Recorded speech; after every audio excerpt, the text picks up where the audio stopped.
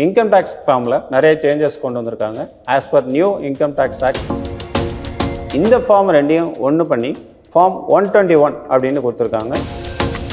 கம்பெனிஸில் சேலரி வாங்குறவங்களுக்கு ஃபார்ம் 16 அப்படின்ட்டு இயர் எண்டில் எவ்ரி இயர் என்ன சேலரி வாங்கியிருக்காங்க, டிடிஎஸ் வச்சுருக்காங்கன்னு ஒன்று கொடுப்பாங்க. ஸோ அந்த ஃபார்மை ஸ்டேட்மெண்ட், ஆனுவல் டேக்ஸ் ஸ்டேட்மெண்ட் அப்படின்னு இருக்கும். இதை வருமானத்தை நம்ம மறைச்சாலோ இல்லை வரி ஏய்ப்பு செஞ்சாலோ இன்கம் டேக்ஸ் டிபார்ட்மெண்ட் என்ன சொல்லியிருக்காங்கன்னா, கட்ட வேண்டிய வரியில் 50% முதல் 200% வரை பெனால்ட்டி போட chances are more. Sakthi money talk நேயர்களுக்கு வணக்கம். இன்கம் டேக்ஸ் ஃபார்மில் நிறைய சேஞ்சஸ் கொண்டு வந்திருக்காங்க. As per new income tax act 2025 பிரகாரம் இது 1 ஏப்ரல் 2026 அமல்படுத்திருக்காங்க. ஃபஸ்ட்டு பார்க்க போனோம்னா, யார் டெபாசிட் பண்ணி பேங்க்லேயோ, போஸ்ட் ஆஃபீஸ்லையோ இல்லை வேறு கம்பெனிஸ்லையோ இல்லை டிவிடெண்ட்ஸ் கொடுக்குற ஷேரில் இன்வெஸ்ட் பண்ணாலும் அவங்க பிலோ 60 இயர்ஸ் இருக்கும்போது ஃபார்ம் 15G கொடுக்கணும் முன்னாடியெல்லாம். அதுபோல் எபோவ் 60 இருக்கிறவங்க சீனியர் சிட்டிசன் ஃபார்ம் 15H கொடுத்தாகணும். இந்த ஃபார்ம் ரெண்டையும் ஒன்று பண்ணி ஃபார்ம் 121 அப்படின்னு கொடுத்துருக்காங்க. இது நம்ம என்னென்ன டெபாசிட் பண்ணியிருக்கோமோ அதுக்கு வரான இன்ட்ரெஸ்ட்டில் டேக்ஸ் டிடக்ஷன் பண்ணாமல் டிடிஎஸ் பிடிக்காமல் கொடுக்கறதுக்கான செல்ஃப் டிக்ளரேஷன் ஃபார்ம்.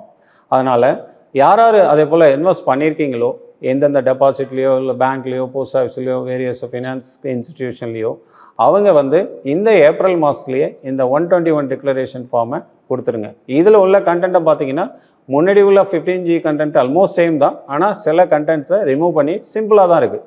ஸோ அதை கொடுத்துட்டுறது பெட்டர் ஃபார் டிடிஎஸ் பிடிக்காமல் இருக்கிறது.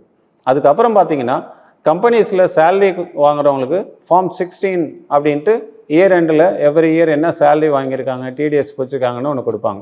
ஸோ அந்த ஃபார்மை ஃபார்ம் 130 அப்படின்னு மாற்றிருக்காங்க. இது எம்ப்ளாயர் பார்த்துப்பாங்க.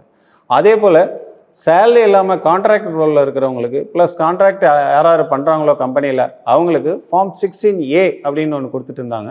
அந்த 16Aவை ஃபார்ம் 131 அப்படின்ட்டு மாற்றிருக்காங்க. அதுவும் யார் அந்த டிடிஎஸ் பிடிக்கிறாங்களோ அவங்க ரெஸ்பான்சிபிலிட்டி அதை மாற்றி கொடுக்கறது. இன்னொன்று பார்த்தீங்கன்னா, இன்கம் டேக்ஸ் வெப்சைட்டில் tax statement, annual tax statement அப்படின்னு இருக்கும். இதை 26AS அப்படின்னு முதல்ல சொல்லிட்டு இருந்தோம். அந்த 26AS ஃபார்மேட்டை ஃபார்ம் 168 அப்படின்னு மாற்றிருக்காங்க.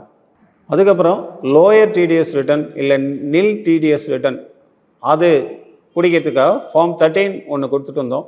இதை ஃபார்ம் 128ன்னு மாற்றிருக்காங்க. நிறைய பேருக்கு சேலரி அரியர் 2-3 இயர்ஸ் வாங்கும் போது ஃபார்ம் 10E அப்படின்னு ஒன்று கொடுத்துட்டு இருந்தாங்க. அதை சேஞ்ச் பண்ணி ஃபார்ம் 39ஆக மாற்றிருக்காங்க.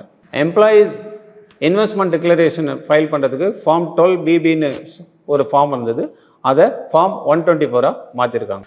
கன்சாலிடேட்டட் டேக்ஸ் ஆடிட் ரிப்போர்ட்னு உள்ளதை ஃபார்ம் 3CA, 3CB, 3CD அப்படின்னு உள்ள ஃபார்மில் கொடுத்துட்டு இருந்தாங்க. அதை எல்லாத்தையும் கம்பைன் பண்ணி ஃபார்ம் 26ஆக மாற்றிருக்காங்க. இதுக்கப்புறம் என்ன இன்னொரு இது மாற்றிருக்காங்கன்னா, முன்னாடி ஃபினான்ஷியல் இயர்னு ஒன்று இருக்கும். அப்புறம் அந்த ரிட்டர்ன் ஃபைல் பண்ணும்போது அசஸ்மெண்ட் இயர் அப்படின்னு ஒன்று கொடுத்துருந்தாங்க. ஸோ அதை என்ன பண்ணியிருக்காங்கன்னா, ரெண்டையும் கம்பைன் பண்ணி டேக்ஸ் இயர் அப்படின்னு ஒரே இயராக கொடுத்துட்டாங்க. இப்போ பார்த்தீங்கன்னா, ஒரு எக்ஸாம்பிள் சொல்ல போனால், போன வருஷம் 25-26னா அந்த ரிட்டர்னை இந்த வருஷம் ஃபைல் பண்ணோன்னா ஃபினான்ஷியல் 25-26, அசஸ்மெண்ட் இயர் 26-27 கொடுத்துருந்தாங்க.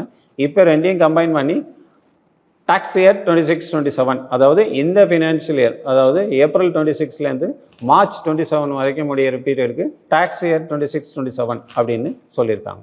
இன்னொரு சேஞ்சஸ் என்ன கொண்டு வந்திருக்காங்கன்னா, பேன் கார்டு புதுசாக அப்ளை பண்ணும் போதோ இல்லை கரெக்ஷன் பண்ணும் போதோ முதல்ல ஆதார் கார்டு மட்டும் இருந்தால் போகிறோம் அப்படின்னாங்க. இப்போது இன்னொரு எக்ஸ்ட்ரா ப்ரூஃப் வேணும். அதே சேம் ஆதார் கார்டில் உள்ள நேமும் டேட் ஆஃப் பர்த்தும் என்ன இருக்கோ அதே போல், லைக் டிரைவிங் லைசன்ஸ் இல்லை ஓட்டர் ஐடி இல்லை பாஸ்போர்ட்டு இல்லை ஏதாவது ஸ்கூல் சர்டிஃபிகேட், இதே போல் எக்ஸ்ட்ரா ஒரு டாக்குமெண்ட் ப்ரூஃபும் தேவைன்னு சொல்லியிருக்காங்க ஃப்ரம் 1 ஏப்ரல் 2026. அதுக்கப்புறம் பார்த்திங்கன்னா, டேக்ஸ் பே பண்ணும் போது ஜிஎஸ்டியாக இருக்கட்டும், இன்கம் டேக்ஸாக இருக்கட்டும், அப்போ உங்களுக்கு ஒன்லி டெபிட் கார்டு இல்லை நெட் பேங்கிங் மூலமாக தான் பே பண்ணணும்னு ரூல் இருந்தது.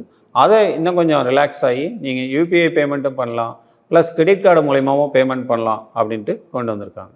இது போல் அடிக்கடி சேஞ்சஸ் எதுக்காக கொண்டு வராங்கன்னா, டேக்ஸ் பேயர் நிறைய இன்க்ரீஸ் ஆகிட்டே இருக்காங்க. அவங்களுக்கு இன்கம் டேக்ஸ் பே பண்ணுற மெத்தட்லேயோ இல்லை ப்ரொசீஜர்லேயோ ரொம்ப சிம்பிளிஃபை பண்ணிக்கிட்டே இருக்கணும், எவ்ரி டே இல்லை எவ்ரி இயர்ஸ்லி ஒன்ஸ். அதனால தான் இந்த சேஞ்சஸ்லாம் கொண்டு வராங்க. எக்ஸாம்பிள் நம்ம இன்கம் டேக்ஸ் போர்ட்டலில் போய் பார்த்தீங்கன்னா தெரியும், ஒவ்வொரு இண்டிவிஜுவலும் லாகின் பண்ணி. ஏன்னா நம்ம இன்கம் என்ன, சேலரி மட்டும்தான் சில பேர் சொல்லிட்டு இருப்பாங்க. வேறு அதர் இன்கம் என்னங்கிறது சில பேருக்கு பேங்க் டிடிஎஸ் கொடுத்தா தான் தெரியும். ஆனால் கொடுக்காமலேயே போர்ட்டலில் போய் உங்கள் பேன் நம்பர் லாகின் பண்ணிங்கன்னா ஆல்மோஸ்ட் உங்கள் இன்கம் எங்கெங்கேருந்து வந்திருக்கு, என்னென்ன டிடிஎஸ் பிடிச்சிருக்காங்க, நீங்கள் இன்கம் டேக்ஸ் போர்ட்டல்லையே பார்த்துக்கலாம். அந்த அளவுக்கு ஃபெசிலிட்டி இம்ப்ரூவ் ஆகிருக்கு. உங்களுக்கு கொஞ்சம் இன்கம் டேக்ஸ் நாலேஜ், கொஞ்சம் கம்ப்யூட்டர் நாலேஜ் இருந்தால் செல்ஃபாகவே அவங்களா கூட இன்கம் டேக்ஸ் ரிட்டனை ஃபைல் பண்ணக்கூடிய வசதிகள் அதிகமாகிடுச்சு வர வர. வருமானத்தை நம்ம மறைச்சாலோ இல்லை வரி ஏய்ப்பு செஞ்சாலோ இன்கம் டேக்ஸ் டிபார்ட்மெண்ட் என்ன சொல்லியிருக்காங்கன்னா, கட்ட வேண்டிய வரியில் 50% முதல் 200% வரை பெனால்ட்டி போட சான்சஸ் ஆர் மோர். ஸோ அதனால் இன்கம் டேக்ஸ் டிபார்ட்மெண்ட்டுக்கு நம்ம இன்கம் என்னன்னு தெரியும். ஸோ அதனால் நம்மளும் ஒரு ட்ரிப்பு போய் வெப்சைட்டில் பார்த்துட்டு கரெக்டான இன்கம்மை டிக்ளேர் பண்ணி கரெக்டான டேக்ஸை கட்டி இருந்தால் நம்ம நிம்மதியாக இருக்கலாம். அதோட ஒரு கண்ட்ரிக்கு டெவலப்மெண்ட்டுக்கு நம்ம கான்ட்ரிபியூஷனை பண்ணி ஒரு நல்ல டாக்ஸ் பேயர் சிட்டிசனாக இருக்கிறது மிகவும் சிறந்தது. இதே போல் பர்சனல் ஃபைனான்ஸ் ரிலேட்டட் வீடியோஸை பார்க்குறதுக்கு ஸ்ரீ சக்தி மணி டாக் சேனலை சப்ஸ்கிரைப் பண்ணுங்கள்.